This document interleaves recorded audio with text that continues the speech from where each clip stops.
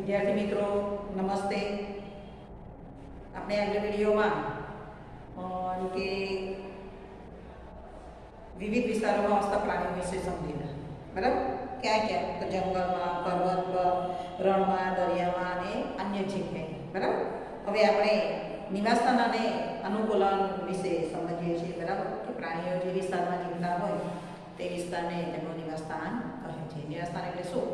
કે જે વિસ્તારમાં પ્રાણીઓ જીવતા હોય તે વિસ્તારને તેમનું નિવાસસ્થાન કહે છે, બરાબર? પ્રવૃત્તિ એકમાં એટલે કે આપણે જે જંગલમાં વિવિધ વિસ્તારોમાં વસતા પ્રાણીઓ વિશે સમજેલા, તો એમાં આપણે જોઈએ કે એમાં કે પ્રાણીમાં તથા વનસ્પતિમાં તમે શું નોંધ્યું?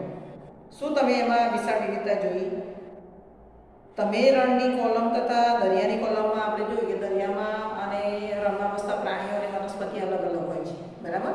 દરિયામાં જે વસે છે તે પ્રાણીઓ અને તેમાં ઉગતી વનસ્પતિ પણ અલગ હોય છે, અને રણમાં ઉગતી વનસ્પતિ અને ત્યાં વસતા પ્રાણીઓ પણ બિલકુલ અલગ અલગ. એટલે કે રણ અને દરિયામાં બંનેમાં જે પ્રાણીઓ અને વનસ્પતિ જોવા મળે છે તે બિલકુલ એકબીજાથી અલગ જોવા મળે છે, બરાબર? તમે ખૂબ અલગ પ્રકારના સજીવો જોયા. આ બે વિસ્તારમાં આસપાસના સ્થળો કેવા હશે? અને બંનેમાં આપણે જોયું કે આ આસપાસના જે સ્થળો છે એ બિલકુલ એકબીજાથી અલગ જોવા મળે છે. દરિયામાં વનસ્પતિ અને પ્રાણીઓ ક્ષારયુક્ત પાણીથી ઘેરાયેલા હોય છે. દરિયામાં વસતા પ્રાણીઓ છે અને વનસ્પતિ છે તે દરિયામાં વસતા વનસ્પતિ અને પ્રાણીઓ તે ક્ષારયુક્ત પાણીથી ઘેરાયેલા હોય છે. કેમ કે દરિયામાં કેવું પાણી હોય? ખારું પાણી હોય, ક્ષારવાળું પાણી હોય. તો તે એમ કે ત્યાં ઉગતી વનસ્પતિ અને પ્રાણીઓ ક્ષારયુક્ત પાણીથી એમ કે ઘેરાયેલા હોય છે, બરાબર? તેમાંના મોટાભાગના પાણીમાં ઓગળેલી હવાનો ઉપયોગ થયેલો હોય છે. કે જે મોટાભાગના જે પાણી છે એમાં ઓગળેલો ઓક્સિજન જોવા મળતો હોય છે, બરાબર? એમ કે ત્યાં પાણીમાં ઓગળેલો ઓક્સિજન જોવા મળતો હોય છે. એટલે કે ઓગળેલી હવાનો કે ઓગળેલી હવા ત્યાં ઓગળેલી હવાનો ઉપયોગ થતો હોય છે. કેમ કે પાણીમાં રહેતા પ્રાણીઓ હોય છે તે ઓગળેલા ઓક્સિજનનો ઉપયોગ કરતા હોય છે, બરાબર? તો રણમાં એટલે કે દરિયામાં વસતી પ્રાણીઓ અને વનસ્પતિ ક્ષારયુક્ત પાણીથી ઘેરાયેલો હોય છે અને ત્યાં પાણીમાં ઓગળેલી હવાનો ઉપયોગ થાય છે. રણમાં ખૂબ જ ઓછું પાણી ઉપલબ્ધ હોય છે. રણમાં દિવસના સમયે ખૂબ જ ગરમી અને રાત્રે ખૂબ જ ઠંડી હોય છે. રણમાં એમ કે આપણે જોઈએ તો રણમાં ખૂબ જ ઓછું પાણી હોય છે અને ત્યાં દિવસે ખૂબ જ ગરમી અને રાત્રે ખૂબ જ ઠંડી જોવા મળતી હોય છે. અને ત્યાં કે રણમાં વસતા પ્રાણીઓ અને વનસ્પતિઓ રણની રેતીમાં જીવે છે અને ત્યાં તે વિસ્તારમાં શ્વાસોશ્વાસ કરે છે. કે રણમાં વસતા જે પ્રાણીઓ છે અને વનસ્પતિ રણની રેતીમાં જ જીવે છે અને ત્યાં તેમ કે શ્વાસોશ્વાસ એટલે કે શ્વસનની ક્રિયા કરે છે, બરાબર? દરિયો અને રણ બંને ખૂબ જ જુદા વિસ્તારો છે અને આપણને આ બંને વિસ્તારોમાં ખૂબ જ અલગ પ્રાણીઓ જોવા મળે છે. દરિયો અને રણ છે એ બંને અલગ વિસ્તારો છે અને આપણે જોયું આગળ કે પ્રવૃત્તિમાં કે રણમાં જે પ્રાણીઓ જોવા મળે છે અને ત્યાં રણમાં જે વનસ્પતિ ઉગે છે તે દરિયાની સરખામણીમાં બિલકુલ અલગ જોવા મળે છે, બરાબર? કે આ વિસ્તારો બંનેથી અલગ છે અને ત્યાં વસતા જે પ્રાણીઓ અને ઉગતી વનસ્પતિ એકબીજાથી ખૂબ જ અલગ જોવા મળે છે, બરાબર? ઊંટ અને માછલી વિશે જોઈએ. એમ કે ચાલો આપણે દરિયા અને રણના બે અલગ પ્રકારના પ્રાણીઓ એટલે કે જે રણમાં જોવા મળતા પ્રાણી અને દરિયામાં જે વસે છે પ્રાણી એના વિશે આપણે જોઈએ, બરાબર?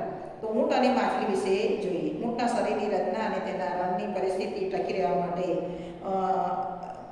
માટે એને મદદ કરે છે. શું કે છે? ઊંટના શરીરની રચના અને રણની પરિસ્થિતિમાં ટકી રહેવા માટે એના શરીરની રચના કયા પ્રકારની હોય છે તે આપણે જોઈએ. તો કે ઊંટને રણનું વાહન અથવા વહાણ કહે છે, અથવા ઊંટને રણવાસી પ્રાણી તરીકેના અનુકૂલનો આપણે જોઈએ. ઊંટને રણનું વાહન કહે છે અથવા ઊંટને રણનું વહાણ કહે છે અને ઊંટને રણની રેતીમાં રહેવા માટેના અનુકૂલનો તો એના માટે આપણે જોઈએ. કેમ કે ઊંટ છે એના પગ લાંબા હોય છે. જો પહેલું અનુકૂલન છે, ઊંટ ઊંટ રણની રેતીમાં કેમ રહી શકે છે? તો કે ઊંટના પગ લાંબા હોય છે, બરાબર. બીજું કે તેના પગના તળિયે ગાદી જેવી રચના હોય છે. એના પગના તળિયે ગાદી જેવી રચના હોવાથી ગરમ રેતીમાં પણ ઊંટ સરળતાથી ચાલી શકે છે. તેનું પહેલું અનુકૂલન, બરાબર. ઊંટનું પહેલું અનુકૂલન કહ્યું છે કે ઊંટના પગ લાંબા હોય છે, તેના પગના તળિયે ગાદી જેવી રચના હોય છે અને ઊંટ ગરમ રેતી પર, એટલે કે આવી રચનાને કારણે ઊંટ ગરમ રેતી પર સરળતાથી ચાલી શકે છે, બરાબર. બીજું કે બીજું એનું અનુકૂલન છે કે ઊંટ ખૂબ ઓછું પાણી ગુમાવે છે. તે ખૂબ જ ઓછો મૂત્રનો ત્યાગ કરે છે, એટલે કે દિવસ દરમિયાન તે માણ 1/2 લીટર જેટલું પાણી ગુમાવે છે. તે ઓછું મૂત્રનો ત્યાગ કરે છે, બરાબર. એટલે શું છે બીજું એનું અનુકૂલન કે તેને પહેલાં તો પરસેવો ઓછો થાય છે, તેને પરસેવો ઓછો થાય છે. બીજું તે ઓછા મૂત્રનો ત્યાગ કરે છે, તેનો મળ સૂકો હોય છે, બરાબર. અને એને કારણે તે શરીરમાંથી ઓછું પાણી ગુમાવે છે. એટલે કે આખા દિવસ દરમિયાન જો તેને પરસેવો તો થતો જ નથી, તે શરીરમાંથી ઓછું એમ કે પાણી ગુમાવે છે, એટલે કે ઓછા મૂત્રનો ત્યાગ કરે છે. માળ આખા દિવસ દરમિયાન 1/2 લીટર જેટલું પાણી તે ગુમાવે છે, બરાબર. તેનું મળ સૂકું હોય છે અને આના કારણે તેના શરીરમાંથી પાણી છે તે ઓછું ગુમાવાય છે, બરાબર. એટલે બીજું છે કે તેને પરસેવો થતો નથી, તે ખૂબ જ ઓછી માત્રામાં મૂત્રનો ત્યાગ કરે છે, તેનો મળ સૂકો હોય છે, આથી શરીરમાંથી ખૂબ ઓછું પાણી ગુમાવે છે. ત્રીજું છે કે તે પાણી તેમજ ખોરાક વિના લાંબો સમય ચલાવી શકે છે. ઊંટ છે તે ખોરાક અને પાણી વગર લાંબો સમય સુધી ચલાવી શકે છે, બરાબર. જ્યારે એમ કે ખોરાક અને પાણી ન મળે ત્યારે ત્રીજું એનું અનુકૂલન કયું છે કે ખોરાક અને પાણી વગર લાંબો સમય સુધી ચલાવી શકે છે. ચોથું અનુકૂલન છે કે જ્યારે એને ખોરાક ન મળે ત્યારે, એટલે કે વિપરીત પરિસ્થિતિમાં એની જે પીઠ ઉપર આવેલી ખૂંદમાં ચરબી સંગ્રહાયેલી હોય છે અને એ ચરબીનો ઉપયોગ કરી તે પોતે પોષણ મેળવે છે. ક્યારે? કે ખોરાક અને પાણી એને લાંબો સમય ન મળે ત્યારે તેની પીઠ પર આવેલી કે જે ખૂંદ છે એમાં સંગ્રહાયેલી ચરબીનો ઉપયોગ કરીને તેમાંથી પોષણ મેળવે છે, બરાબર. એટલે કે જ્યારે ઊંટ ભૂખ્યું હોય ત્યારે તેની ખૂંદ કદમાં કેવી હશે? નાની હશે, બરાબર. અને ધરાયેલું હશે તો એની પીઠ પર આવેલી ખૂંદ કેવી હશે? ઊંચી હશે, બરાબર. એટલે આ એના અનુકૂલનો છે કે એના પગના તળિયા પહેલાં તો એમ કે એના પગ લાંબા હોય છે, એના પગના તળિયે ગાદી હોય છે અને આ ગાદી આવી રચનાને કારણે તે એમ કે ગરમ રેતીમાં સરળતાથી ચાલી શકે છે. બીજું કે તેને પરસેવો થતો નથી, તે ખૂબ ઓછી માત્રામાં મૂત્રનો ત્યાગ કરે છે, બરાબર.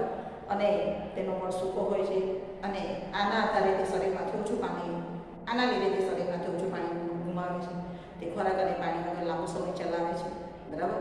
અને જ્યારે ભૂખ્યું હોય, એટલે કે વિપરીત પરિસ્થિતિમાં તેની ખૂંદમાં સંગ્રહાયેલી ચરબીનો ઉપયોગ કરીને તે પોષણ મેળવે છે. એટલે ભૂખ્યો તો તેની પીઠ પર આવેલી ખૂંદ કેવી હશે? ઓછી હશે, નીચી હશે, નાની હશે, બરાબર.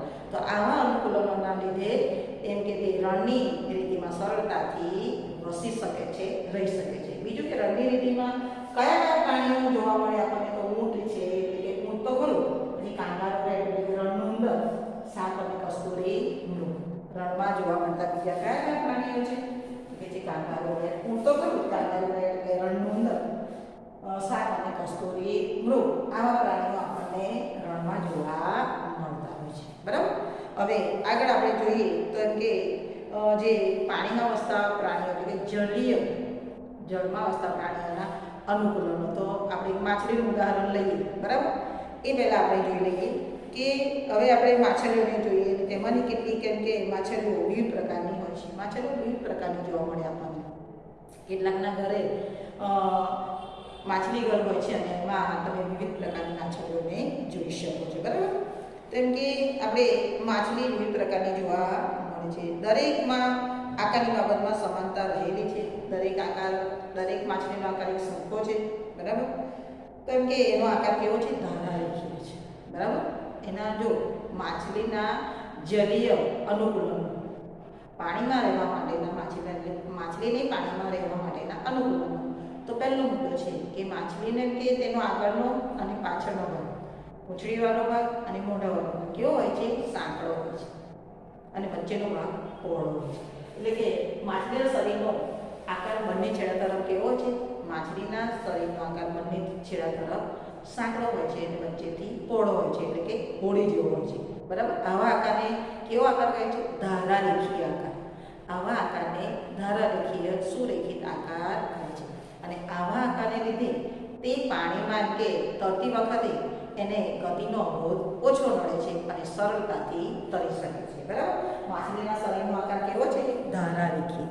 માછલીના શરીરનો આકાર છે ધારારેખીય, બરાબર. ધારારેખીય એટલે કે સુરેખીય. ધારારેખીય એટલે કે એના બંને છેડા તરફથી સાંકડો અને વચ્ચેથી પહોળો, અને આવા આકારને ધારારેખીય આકાર કહે છે, જે આગલા ચેપ્ટરમાં આપણે ભણી ગયા છે, બરાબર. તો એમ કે આવા આકારના લીધે તેને પાણીમાં તરતી વખતે ગતિનો અવરોધ ઓછો નડે છે અને સરળતાથી તે તરી શકે છે પાણીમાં, બરાબર. હવે બીજું અનુકૂલન છે કે તેના શરીર પર ચીકણા ભીંગડા હોય છે. જો માછલીના શરીર પર ચીકણા ભીંગડા હોય છે, તમે જોઈ હશે માછલીને પાણીમાં, આપણે ક્યાંક ફરવા ગયા હોય અને પાણીમાં માછલીઓ જોઈએ ત્યારે ઉપરથી આપણને કેવી ચમકતી પણ લાગે છે. આપણને એવો કંઈક વિચાર આવ્યો કે માછલી આખો દિવસ પાણીમાં રહે છે તો પણ તેનું શરીર ઓગાઈ જતું નથી. કેમ?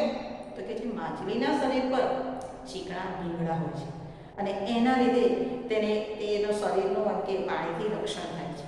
આ ચીકણા ભીંગડા હોય છે તેના લીધે તેના શરીરનું રક્ષણ થાય છે. શેનાથી? પાણીથી. એટલે બીજું અનુકૂલન છે કે માછલીના શરીર પર ચીકણા ભીંગડા હોય છે તેના લીધે તેનું પાણીથી રક્ષણ થાય છે, બરાબર. તે એમ કે ત્રીજું અનુકૂલન કહે છે કે પાણીમાં ઓગળેલો ઓક્સિજન રહે છે. પાણીમાં ઓગળેલો ઓક્સિજન રહે છે. શેની મદદથી? ચૂઈની મદદથી. ચૂઈ એટલે જલ, બરાબર. માછલી પાણીમાં ઓગળેલો ઓક્સિજન ચૂઈ એટલે કે ઝાલરની મદદથી લે છે, અને ચૂઈ એ શું છે? તો તેનું શ્વસન અંગ. ચૂઈ એ માછલીનું શ્વસન અંગ છે, બરાબર. એટલે તે 3 અવલોકન થાય. હવે ચોથું અવલોકન આપણે જોઈએ તો એમ કે માછલીને તરવા માટે, બરાબર, તેને દિશા બદલવા માટે અને એને એમ કે શું કે તેને તરવા માટે, દિશા બદલવા તથા પાણીમાં સંતુલન જાળવવા માટે મીનપક્ષો અને પૂંછડીની રચના હોય છે, બરાબર. એટલે કે તેને તરવા માટે, દિશા બદલવા માટે તથા પાણીમાં સંતુલન જાળવવા માટે ચપટા મીનપક્ષો અને પૂંછડી હોય છે. માછલીને પાણીમાં તરવા માટે એક જ દિશામાં થોડી તરે, આમથી આમ આડી અવળી તો થાય ને. એટલે કે માછલીને પાણીમાં તરવા માટે, દિશા બદલવા માટે અને પાણીમાં સંતુલન જાળવવા માટે તેને મીનપક્ષો એટલે કે ચપટા મીનપક્ષો અને પૂંછડીની વ્યવસ્થા હોય છે. તો આ માછલીના જલીય અનુકૂલન પહેલું જોઈએ તો કે તેનો આકાર કેવો છે? માછલીના શરીરનો આકાર બંને છેડે સાંકડો, વચ્ચેથી પહોળો હોય છે. બીજું કે આવા આકારને ધારારેખીય આકાર કહે છે અને તેને પાણીમાં તરતી વખતે ગતિનો અવરોધ ઓછો નડે છે. આવા આકારને લીધે પાણીમાં તરતી વખતે ગતિનો અવરોધ ઓછો નડે છે. બીજું કે તેના શરીર પર ચીકણા ભીંગડા હોય છે, તે તેના શરીરનું પાણીથી રક્ષણ કરે છે, બરાબર. ત્રીજું છે કે તે પાણીમાં ઓગળેલો ઓક્સિજન ચૂઈ એટલે કે ઝાલરની મદદથી લે છે. ચૂઈ એ માછલીનું શ્વસન અંગ છે, બરાબર. અને છેલ્લો મુદ્દો છે કે પાણીમાં તરતી વખતે દિશા બદલવા માટે અને પાણીમાં સંતુલન જાળવવા માટે તેને ચપટા મીનપક્ષો અને બીજું શું હોય છે? પૂંછડી હોય છે, બરાબર. તો આવી રચનાને કારણે માછલી પાણીમાં સરળતાથી એમ કે તરી શકે છે અને રહી શકે છે. તો એને લાંબો સમય જીવન એને જ્યાં સુધી જીવે ત્યાં સુધી એને ક્યાં રહેવાનું હોય છે? પાણીમાં. અને પાણીમાં રહેવાનું હોવાથી તેને આ પ્રમાણેના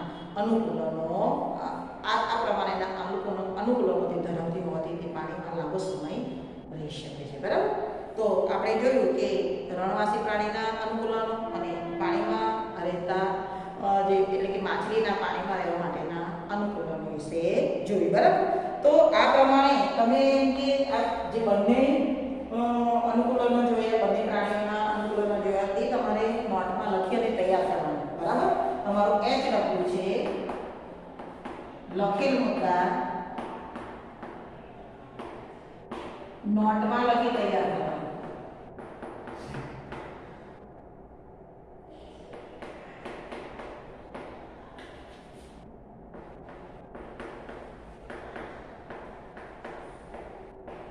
બરાબર. આ તમારું H લખ્યું છે, સરસ છે, અને યાદ રહે એવું છે કે તમે વાંચીને લખશો તો સરળતાથી તમને યાદ રહી જશે, બરાબર. તો આપણે કોના અનુકૂલનો જોયા? તો કે ઊંટના રણવાસી પ્રાણી તરીકેના અનુકૂલનો, માછલીના જલીય અનુકૂલનો જોયા. આટલું તમારે નોટમાં લખી તૈયાર કરી દેવાનું. જય હિન્દ. અસ્તુ.